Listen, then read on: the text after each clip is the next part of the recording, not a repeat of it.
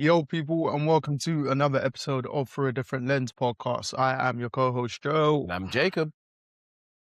Let's get straight into it, bro. Mm-hmm. World Cup 2026 in North America of the USA, i- Canada, and Mexico. We finally have, is it 48 teams Yes, it is. in this extended World Cup? Yeah. There was a lot of teams that had extra opportunity to make the World Cup. Well, practically everyone did, Mm-hmm. and they didn't. So there should be no arguments on that side. And then two, we'll kick off with obviously the final two teams that qualified in terms of DR Congo beating Jamaica and then Iraq beating Bolivia. But obviously for the culture, we will Mm-hmm. start with Congo versus Jamaica. And your thoughts on the game? Um, My thoughts on the game in general. The game wasn't great, you know. You could see how mm, cagey it was. The game was not great at all. But I felt like Congo like dominated the early stages of the game, and then Jamaica came back into it, kind of wanting to play on the counter attack a bit more.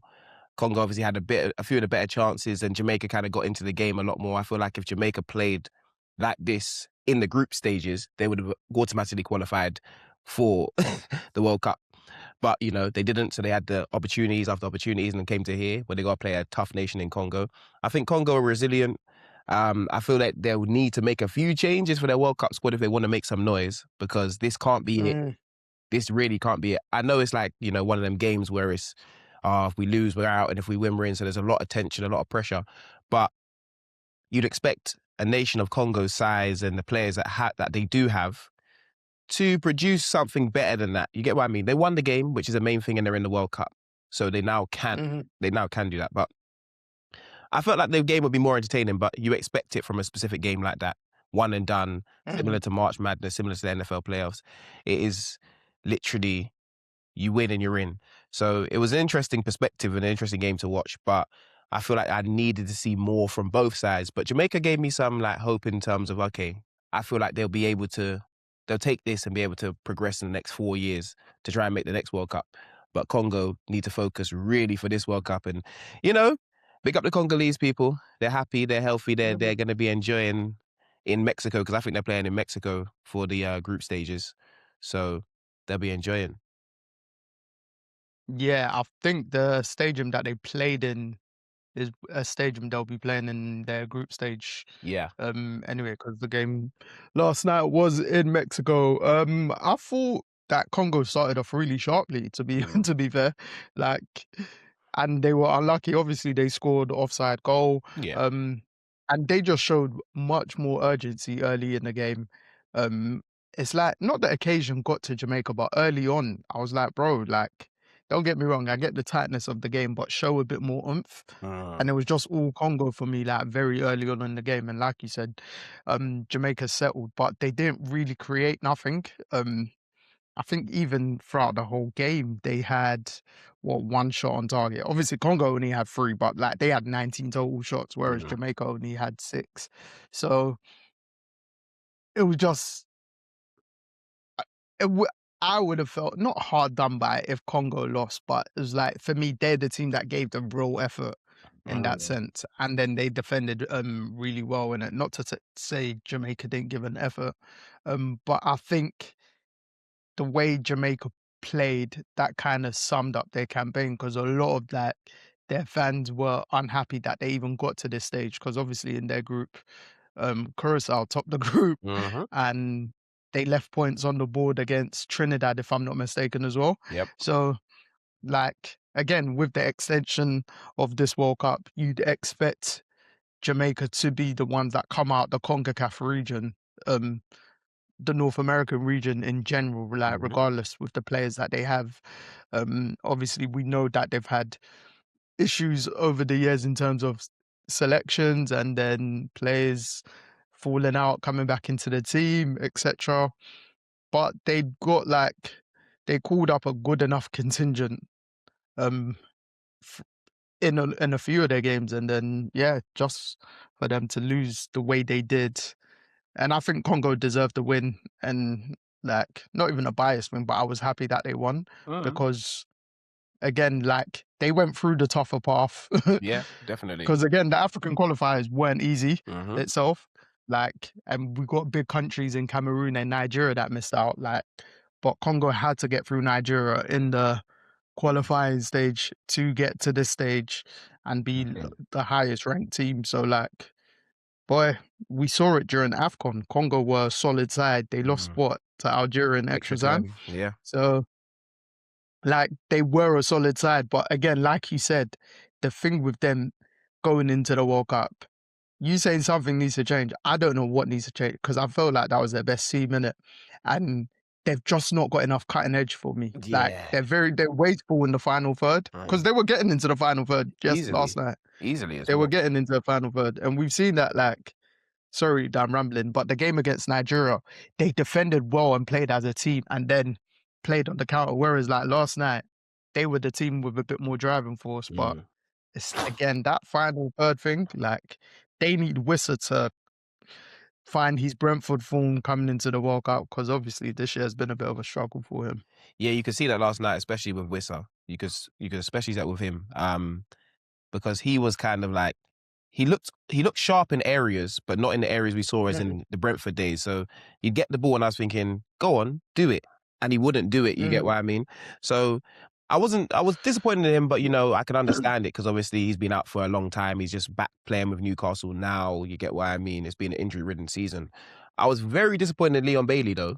Very, very disappointed in Leon Bailey because he's the poster boy for Jamaican football, and I feel like that might have run out last night. Like the new wave and the new players may have to just take it on now. I feel like he may have run his course in terms of being the main guy they look to take them over the edge. I don't think he's their best player anyway. I don't think he's been their best player for a long time. Do you get what I mean?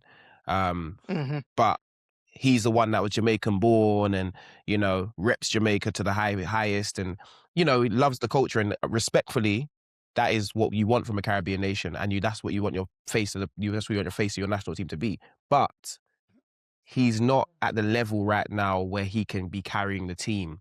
And it seems like Abs- he he wanted to do way too much last night and he got caught on the ball all the time. He was black. Even simple passes he was making mistakes on. I was like, yo, it was disappointing. It was a real disappointing performance from me watching him. I was just like, I was just disappointed in that. I think the Congolese they defended him well because when he did get the ball, they not triple teamed him, but they got to him really quick, innit? Mm, And it made it seem as if he weren't as sharp. But in a way, his game kind of summed up how his saga with Jamaica over the last couple of years, because he's mm, been one of the players that has spoke out yeah, against like the FA and that's fell out, was out the side for a bit, yep, came back into the side. Even the game a couple of days ago or last week against New Caledonia, he hmm, didn't start that game. yeah, Do you know what I mean? So I think in terms of name wise, he's the biggest name, but like I don't see him as like their star man. I don't think they've got a definitive star man anymore. no, Um, and it's kind of shown through like their selections, again, the issues that they face internally throughout the qualifiers, and mm, then what sacking no, well, McLaren leaving yep, this head coach. Like them not going through doesn't surprise me. no, Like it's been a bit of a chaotic campaign for Jamaica. I'd say. Um, hmm, Compared to say years ago when you were facing them in or like games that because you faced them, is it once or twice or whatever? yes, yeah, we played them, we lost three And one. they then they look like, all right, it was not that it was settled, but it's the start of something. Do you know what I mean? Mm-hmm. Because players from say again bias, but players from England started to accept the call ups. Say, Yep. all right, cool. The last couple years, and they've got enough guys. Do you know what I mean? Like you got men that are playing in Premier League, Championship, and top flight. Obviously, look, in terms of last night's game, Congo were the favourites into that game anyway. But just that whole campaign, because we're seeing Curacao win that group, Mm, qualify. Haiti have qualified for the yep. World Cup. Like, no disrespect to them countries, but bro, Jamaica should somewhat be ashamed that they're not in this World Cup. They should be. And given that, yeah, like, so again, that's why I was like, I didn't even think like, oh yeah, like Leon Bailey, he has to ultra stand up because he's just been a bit part player for the last couple years for them. Do you know what Mm. I mean? Yeah. Like, there's no consistency, not even in him, in the way they select. It's arguably just Andre Blake, and then maybe the centre backs that are definitive. Yeah. Do you know what I mean? Like the defenders that are definitive. Everywhere else, You because when I don't saw know. lineup against New Caledonia, I was like, oh, okay. Yeah, and I don't know if Damari Gray's injured or whatnot, but like he's been their best player for like the past like 2 years. You get what I Yeah, mean? yeah. So like not having him there, I don't know if he's injured or not. I haven't looked into that, but not having him there is a big issue. Like he's the real threat actually going forwards. And yeah, I just feel like Caribbean football's taking a hit with Jamaica not being there, but big up the other Caribbean nations that have qualified. So Mhm. but Jamaica are gonna have to take a good hard look at themselves and go, what did we do wrong? What are we doing right? And what needs to be changed? So next time this comes around, because this is probably their best opportunity ever with the USA, Mexico, and Canada already being in there, because next time they're going through qualification as well. Do you get what I mean? Yeah. Yeah, S- yeah. Good point. So how do we now qualify next time? And they have the players to do it. It's just about the infrastructure. And I think that's the Caribbean football in general, the infrastructure. So they need to just get that correct and then figure out what they want to do. And if it's go young with the young players, build them up for the next 4 years and then have a great squad going into that World Cup, then do that. If it's keeping these same boys, then do that. But everyone you're playing now is in the late 20s, early 30s, like their starting lineup yesterday anyway. Like, this is their last hurrah, or next time will be their last hurrah. So you need to make sure Mhm. you qualify. On Demarai Gray, I didn't want to cut you off. He got injured, I think, in his last Birmingham game. So literally Oh, last week, okay. uh, or middle of last. That's when they announced he wouldn't be called up because I was thinking he's been playing, but yes, I did see that he was injured. Um, and I feel like they have tried to bred in some of the younger players as well because obviously you've got Tyrese Campbell at Charlton, Yeah. the Anderson, midfielder Charlton. also Corey Anderson, Yep. um, and then who came on last night? Hall. Yeah. Is he at? I think he's at Sheffield a United. League Two club. I'd like to say Notts County. Oh, Notts County. Yes, there's Now I Brooks is at think you're Sheffield talking United. about Brooks. Brooks, yeah, Yeah. but Brooks didn't even play yesterday, innit? No, I didn't play. But they got Um, Amari Bell as well. Amari but he, Bell. yeah, they Bell and Brooks both started against New Caledonia. Um, but yeah, Hall coming on. I think Hall's on loan from Spurs, if I'm not mistaken, and Yeah. to Notts County. So they are trying to. And Mason Clark, is that like his second or third cap? I think that's his first call up. This is his first call up this Or month. first, yeah, like Yeah. this week or whatever. So it's just like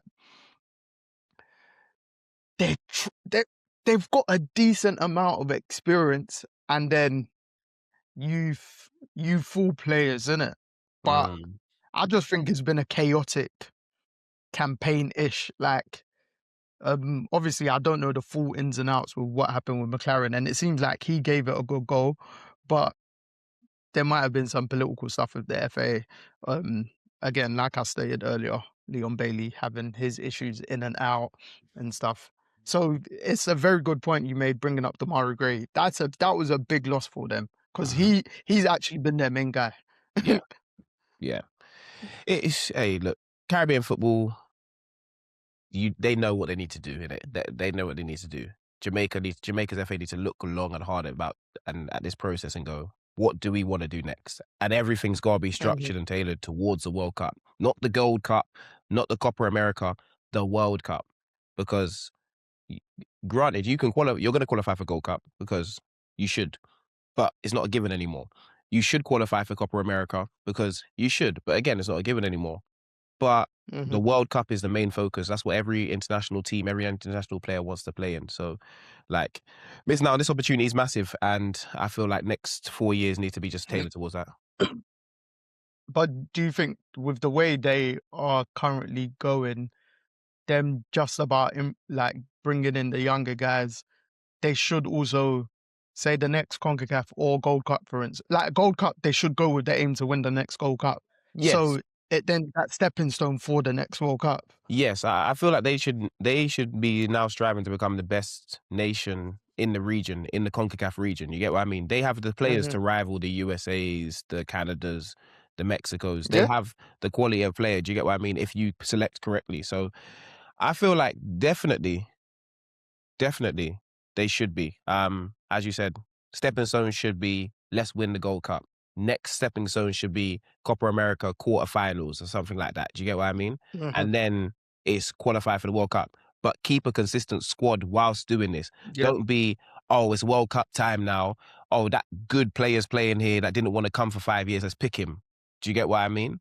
Because it's World Cup Hmm. season. I don't know if they should do that sort of stuff because it always messes with the flow. If you keep a consistent team and keep some consistency, it works. We did it with Grenada for a period of time. When this team was consistent for a longer period of time and everyone got to play with each other, we knew how everyone played. International breaks, you don't get enough time to work on things. So we understood that. We understood each other. We understood how we all play. Same sort of team. You can bring in a few new bodies here and there, obviously to Hmm. add the quality to the group, which is necessary and needed. But you also need that continuity and that consistency. Yeah. No facts. 'Cause I was just even double checking like the lineup, and most of the players is say championship. You got one or two top flight in terms of Pinnock, Bailey. Mhm. Um, I think Casey Palmer, who was probably their best player last night. He's the only one Definitely. that's like League One, Yeah. and then Kings at St Mirren, and then Webster's playing in North Macedonia. Yeah. But like, whereas everyone else is Championship or Premier League, do you know what I mean? And Like, Casey apart Casey's from on Andre. loan from Champ to League One. Exactly. Um, Um, and apart Bobby from Reid obviously Andre Blake. and Bobby Reid was Prem last year. Do you get what I mean? Goes to Leicester, thinks they're gonna go back to Prem. They're looking like they're gonna get relegated. So, like, you get what I mean? Everyone was in and around the Prem. A lot of these people have played in the Premier League as well. Ephraim Mason Yeah, Clark will yeah, be in the Premier League next season. Coventry should get promoted. yeah. So, based on the play, obviously not all these players were involved in the campaign, but still, regardless, the actual qualification, they should, with the team that they have or the players that they have, they should be top in that group. But again, 100%. that's how good Curacao was, because you've always said over the last couple of years, even I think before this group stage started, you might have said on one of the episodes, Curacao are our country to watch because the way they play as togetherness wise, Team Bro, their led team has by never they're the changed. Bakuna brothers, isn't it? Yeah, the team never changes. I played Curacao Yeah. twice or 3 times, and our team always changed, but you'd always know who the main guys are gonna be, who the like fringe guys are gonna be. Their squad was very similar. Their manager was very consistent. Obviously, he's left now Mhm. because he had a family issue. God bless him.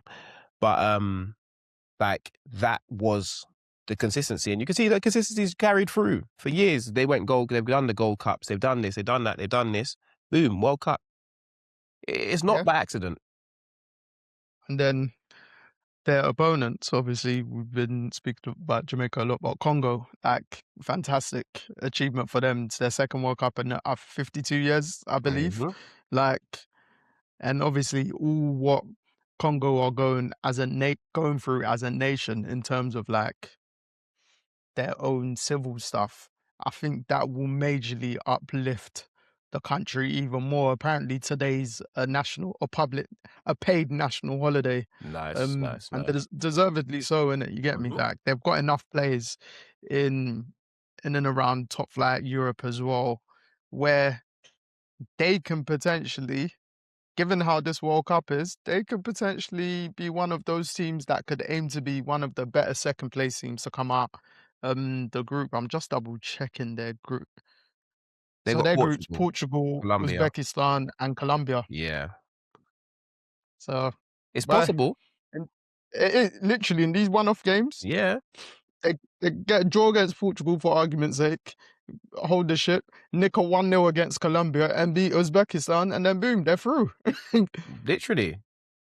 So yeah, no, big up Congo. Like that was a fantastic achievement, and I'm happy. Like the likes of over the last couple of years, Wan-Bissaka, to Mm. Nzabi, what a time to score your first international goal. Mhm. Do you know what I mean? Like just brilliant for those guys. and Mbemba's there ever present, their Yeah. skipper that leads by a great example. Mutasami, the centre mid, he's like their unsung hero. Mhm. Siddiqui, you've got him playing very good in the Prem for Sunderland. Bro, and I even tweeted last night, I was like, Bakambu played the whole game and Mhm. he's literally going to be 35 next week. Yeah, bro. I was like, bro. It's So, what it yeah, takes. man. It's what it takes. And you got, as you said, you got to big up Congo, big up Aaron, your first Palace Yep. graduate to be going to the World Cup from our youth days anyway. So, we got to Yeah. big that up. That's a huge achievement for him. Him and the family, big them up. So that is Hmm. just a blessing in itself. Hopefully West Ham get out of the relegation zone as well. So, he can stay in the Premier League. But nah, definitely huge for Congo. We're going to be having a few different type of parties around in the summertime because we got a lot of African nations to support. Obviously Ghana first, and then we can go for 10 African nations. yes. So we we World Cup. we we're going to be in with a shout, man. This is going to be a good summer for us, and big up Congo again. Yes, no, definitely. Before we quickly go on to the European games, um, Iraq bigged them up for qualifying to the World Cup. Mhm. Obviously, our Hamidi, what club's he at now? I think he's still on loan from Ipswich, but he's at Luton. That's it. Mhm. He got the first goal, and then their skipper got the second goal. Hussein to beat Bolivia, and again, that's just another massive. I think that's the beauty. Even though I wasn't too keen on this extension of teams on the World Cup, the opportunities for countries like Iraq, we've mentioned Curacao, Haiti, Curacao winning their group, but Mhm. those kind of countries to qualify for the World Cup. And bro, like, it's just bringing another sense of happiness to the whole nation in general. Do you know what I mean? Because they're there and they deserve it. Mhm. 100%. So, yeah, 100%. As I said, you said it fantastic all. achievement. Fantastic achievement. When you were mentioning Aaron and then West Ham, during the game, I actually thought of this. I was like, imagine Aaron and Congo win, West Ham survive, and then I was thinking Czech Republic, Denmark, Suchek and Kufa, West Ham, Mhm. they go through and West Ham survive, and they went through as well. And I was like, Mm. that was a massive result for Czech. Obviously, it was on pens, but I did not expect Denmark to lose. And just like Yeah. Italy, like, Mhm. we'll quickly touch up on Czech Denmark, but when you look at the Danish squad, they should be in the World Cup. 100%. 110%. They shouldn't be missing out on the World Cup whatsoever. But as you know, one-off games, Joe, what they do to people, Yep, the pressure gets to yep. you. You just have to win the game. It's not about pretty football this time. It's about getting over the line. And that's what Czech Republic did. I feel like they came back. You get what I mean? It was a case of them literally fighting and clawing away for the win each time. Mhm. So I just, the World Cup's going to be good. But the Czech Republic, they did their thing. I don't even know, obviously, if they're going to make any changes to their squad for the World Cup, because obviously I feel like their squad is actually quite old. Mm. Well, So, even with the game, like, they took the lead. I'm just looking for their what group they're gonna be in. But they took the lead twice, and then Denmark hit back both mm, times. But I felt like them and Bosnia both. I don't know how they decided who was gonna be the home team because I actually didn't look into that. But right. the home field advantage worked out for those two teams. Mm-hmm. 100%. Where 100%. what group are I checking? Because I cannot see for some reason, unless I'm blind. But yeah, then the other one is the massive shock of Czech are they're in Mexico's group. Mexico. They could get out So of that. Mexico, they can Mexico, South Africa, South Korea, and Czech. Mm-hmm. Um, and then the big one before we finish, Italy, their third straight failure of not going to a World Cup. This is a team that won the 2020 Euros, and they won. Is it 2006 World Cup or 2007? Yeah. What when the Zidane headbutt? It's like, bro, Italy. This is really showing the demise Of of Italian football. You're right. it That's because all it's proving. And I feel like it's deeper than what we're talking about on surface level. I read something about Italian football today and how the infrastructure lower down in terms of when you go into like Italian cities, there's not any Mhm. football pitches, there's not anywhere for kids to go out and play anymore. Do you get what I mean? Whereas there used to be these spaces where kids to go and play. Whereas if you come into London, for instance, there's 88 football pitches in these small areas. If it's astroturfs, if it's grass pitches with goals, there's places for players to develop their games on a Mhm. basic level without having to go somewhere and pay. Whereas in Italy, there's not these spaces. So people are leaning towards that. Like the development from young, even just the places to go and play the sport aren't there anymore. So how do you think you're going to develop Mhm. your football teams? And no wonder you ain't qualified in for the World Cup in bloody how 17 years is it? I don't even know. Well, 17, 18 years? deep Donnarumma. How was Donnarumma broke into the Italian side at 17? Yeah. And if I'm not mistaken, how old is he again? I He's don't never feel made he's like never he's played World 30, Cup bro. though. Yeah. Donnarumma's 27. And he's never played World Cup. No, he wouldn't have Yeah. unless he played that one. No, he Nah. wouldn't have because Nah. yeah, So their he's never last one was 2014. Yeah, yeah. So he's never played World yeah. Cup. So literally 12 years. 12 years since they qualified for a World Cup. Bro, it's disgraceful for a country of Italy's stature. You can't be doing it. And I feel like now it's got to a point where they need to look like Jamaica and some Caribbean nations need to look at the infrastructure and go, what are we doing wrong? And I feel like it goes back to the grassroots level in that country because they're not producing any players. Remember, Italy used to be producing players. We used to be talking about the Pirlos, the Bonucci's. We used to be talking about these players. Who from Italy do you talk about now? Like, okay, Moise Keane's there. You get what I mean? Nonto. You get a doggy, but we know these guys because they play in Mm, the Premier League and they're black and they're with the culture for us. You get what I mean? But mm. Chiesa's there, but like who are Italy producing on a level where you're going, oh yeah, that person can get them over the line. They're not producing the players to get over the line anymore. So I don't believe that Italy are of that world stage. They can get into a tournament and win, but they can't get into the tournament. I mean, yeah, like, but with their lineup last night, you'd expect them to beat Bosnia because their team was strong enough. And then someone I follow, like, who follows like the Italian youngsters, and he's been saying it for a while that Italy have been neglecting their young players for time. Mm-hmm. And I think I tweeted back to him saying like their lineup last night wasn't even that old. It was actually another one of a good age. But Yeah. he's been saying it for a while, like even in like their under 21 games or competitions or youth football over the years, he'll be like, Italy have really good youngsters, but they don't push them to the national team. Mm-hmm.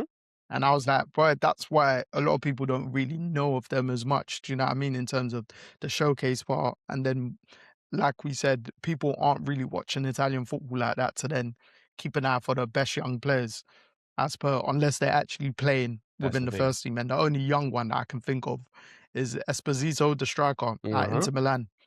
Do you know what I mean? Like that's actually getting minutes as a youngster Mm-hmm. like that. So it's because again, their lineup they should be going through, but home field advantage. The Bastoni red card absolutely killed them. It was a stupid challenge because they were 1-0 up then, and it's funny because apparently after Northern Ireland game, there's even footage actually. They were laughing that they were facing Bosnia rather than because who did Bosnia knock out again?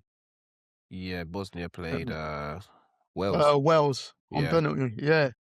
And apparently Italy were laughing, and then DeMarco had to make a statement like a day or two after saying, "Oh no, we respect them." Blah blah blah. It's Mm-hmm. like, bro, Yeah, they're going to see? a World Cup and you're not. That's And the then thing. one or two people are like, countries like Haiti and blah blah blah are going to the World Cup, but Italy aren't. Where's the logic? The logic is that Europe had even more teams to qualify and even a bigger chance, and yet still they didn't do it. And look how And many then someone brought opportunities up, you get. You can't complain when you get this yeah, many opportunities. You had a chance in the group. You then have the chance in the playoffs. You don't mm-hmm, qualify from that. That is your own problem. It's quite simple, yep, bro. Don't blame anybody else. That is your team. Your team. You got you got players there. You got California, you got Donnarumma, you got Tonali, you got Barella. You have players, bro. You shouldn't Mate, be that's what I'm losing these saying. games, but Like, it happens. go on, sorry. Go. No, it happens. You even got DeMarco. DeMarco is probably one of the best fullbacks in the world, bro. Mate, it's crazy.